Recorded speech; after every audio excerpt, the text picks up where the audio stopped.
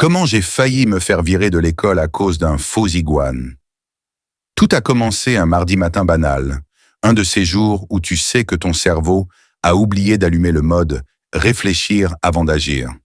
En cours de SVT, le prof parlait passionnément du comportement des reptiles, et soudain, j'ai eu une idée absolument géniale, en tout cas à mes yeux de l'époque. Et si je ramenais un IGAN en classe pour illustrer le prochain cours?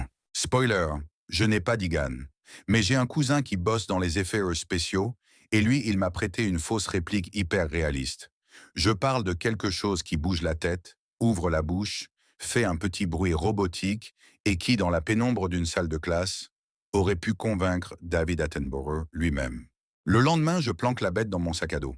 À la pause déjeuner, je convainc deux amis de m'aider à la placer discrètement sur le bureau du prof, cachée sous une pile de copies.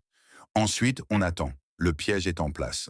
Quand le prof entre et s'assoit, tout est normal, jusqu'à ce qu'il soulève les copies et que l'iguane mécanique se mette à bouger. Résultat, il pousse un cri que je n'oublierai jamais, renverse son café sur les fiches de dissection et sort en trombe en criant qu'un animal sauvage est dans la salle. En 10 minutes, on avait un attroupement dans le couloir, la principale sur les nerfs, et moi, convoqué dans son bureau avec l'iguane dans les mains. Elle me regarde, l'air fatigué, et dit juste: je vais poser une seule question. Est-ce que cette chose était vivante? Non, madame, mais elle avait beaucoup de personnalité.